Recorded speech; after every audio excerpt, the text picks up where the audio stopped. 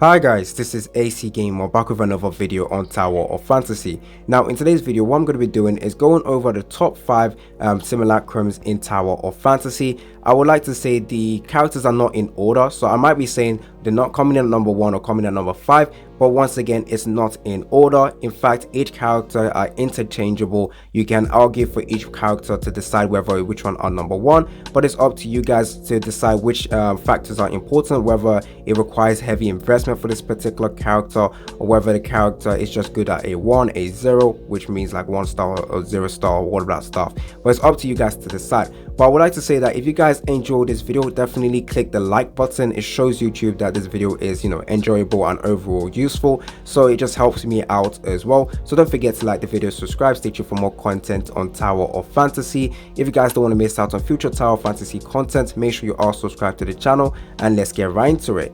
Coming in at number 5 and starting up this video, we have Frigg. So Frigg is at number 5. Like I said, this is not in order, but the reason why I place Frigg here is just because she is a fantastic sub DPS as well as a buffer character for the Frost team. Now many people will say that Frigg is a staple and important character to the Frost team, and I have to agree with that, just because she is a low investment character, so you only really need to get 1 copy of her for her to be useful in the Frost team. Now obviously if you get multiple copies of her, you can increase her damage even more, making her a better support DPS. But the fact that most of her buffing capability isn't locked behind any of the stars is making her very useful. Now if you go over to what she can actually do, well, one of the unique kits she has is the Frost domain. Now within that Frost domain, she provides your Frost team with particular buffs that makes them very good.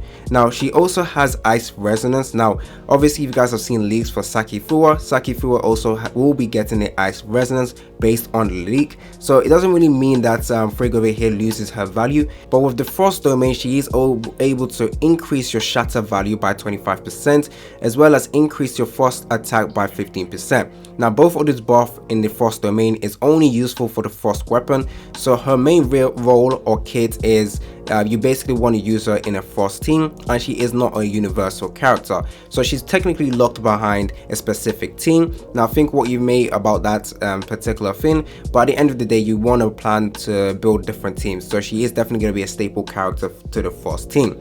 Now one of the unique things, like I said about Frigg, is the fact that she has infinite dodge inside the Ice domain. Now with that you will be able to spam your dodge attack, so the multi-slash attack. Now obviously like I said, if you power up with more stars, you will be able to increase the damage, making her a even better support DPS character. But having her at 0 stars is also going to be very useful, which makes her a solid limited banner character, just because most of the other limited banner characters really rely on getting 1 extra duplicate, but with Frigg that is not necessary. So that is number 5. Now moving on to number 4, I have decided to add Claudia. Now I will say this, a maxed out Claudia can arguably be one of the best characters in the game, just because of the buffing capability. Now in my opinion, Claudia at 6 star, I don't think it's my opinion, I think it's just universally agreed on, but a 6 star Claudia is going to be better than a 6 star Tsubasa, making 6 star Claudia the best character, best buffer character in the game.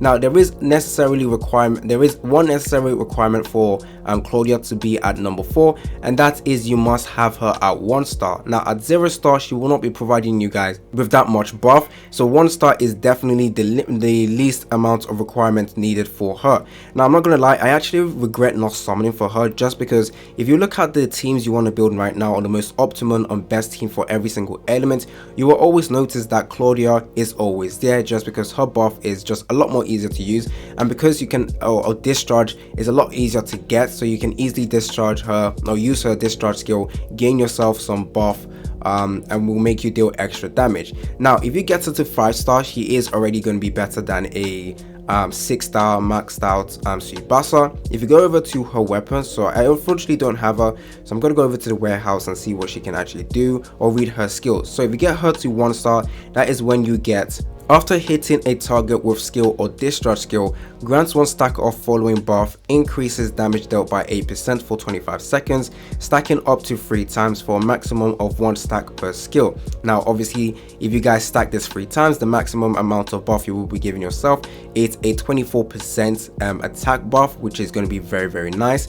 Now, in addition to that, she also has a specific or unique skill where she's able to apply Grievous. So when a weapon is fully charged, the next attack will inflict a damage equal to 137% of attack and makes the target grievous for 7 seconds, which basically makes sure that you guys deal extra 20% damage to that opponent. Now, this is going to be very useful just because there's two sort of skill that buffs up your attack. However, if you also get her to 5-star, you will also increase your skill damage. So hitting target with skill or discharge skill grants skill damage boost, which increases all weapon skill damage by 20% for 25 seconds. This effect cannot be stacked. Once again, so many utilities, so many buffing capability with this unit, and overall can increase your damage drastically. So she is definitely going to be a must-have for some of the teams at the moment. However, obviously Lynn is a character that will be coming out in the future, who many people will say will replace Claudia. We just have to wait and see what happens when they are balancing Lynn to see whether Claudia utility is reduced. But even though Lynn will be coming out in the future, I still think Claudia over here will still be a fantastic replacement or fantastic character to have in any of the teams you guys are building. Now, obviously Claudia is a physical character who has the physical resonance, but right now, because physical team is technically the weakest we have, you don't really want to use a physical team. But because Claudia is universal with her buff, it isn't locked behind a specific team, which makes her overall just useful for free-to-play players and multiple people as well. So there we go for number 4. Now, moving on to number 3, I have decided to give that to Nemesis. Now, Nemesis, in my opinion, was one of the greatest banner we've had, especially because Nemesis was the first limited banner we have in the game. But overall, I do feel like her utility and her usefulness is absolutely insane.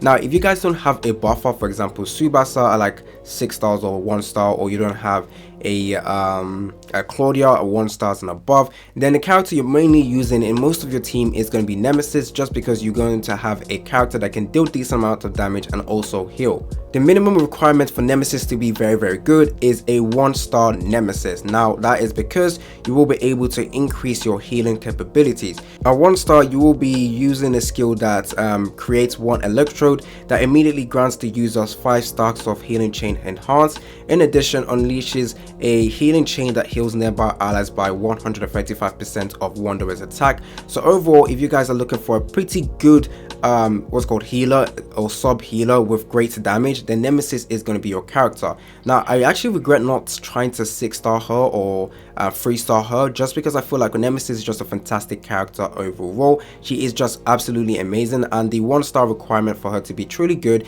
is actually minimal. If you think about all the other limited characters that came out, she is absolutely amazing, and I do use her in all the teams I am currently building. So even with my fire team, because I don't have the Cobalt B at 3 stars, I don't have any good buffer characters, I am actually using Nemesis. And also in my Frost team at the moment, I'm using Nemesis, and then in my Volt team, obviously I'm using Nemesis, just because Nemesis also has the Volt resonance. And yeah, that's going to be very useful if you guys are trying to build a Volt team in the future. But I definitely will say I do not regret summoning for Nemesis, and I don't think the people who actually pull for Nemesis would regret pulling on Nemesis. Now, for the second character, or coming in at number 2, you will be surprised, but I actually put Samir. So Samir is actually the only standard banner character I have decided to include. Now, I really wanted to add Tsubasa as well, just because Tsubasa has amazing damage and she also has amazing buffing capability. Unfortunately, I just feel like other characters are just more staple in other teams.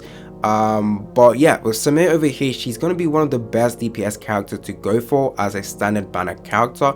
Right now, I have my Samir at only 2 stars, which is unfortunate because she's absolutely insane for damage. Now, if you guys are looking for some of the strongest DPS characters in the game, Samir will be there. Obviously, Crow is the best single target damage out there, but because Samir has this helicopter move where you jump up, you use her attack, and he does that huge AoE attack, it makes her very useful for multiple content and essential, or one of the best damage dealers in the game.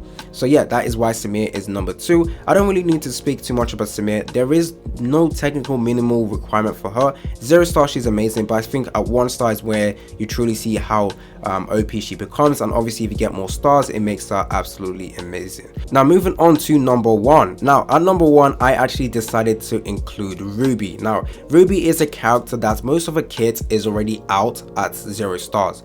The only thing you get as you increase the stars is the amount of damage she does.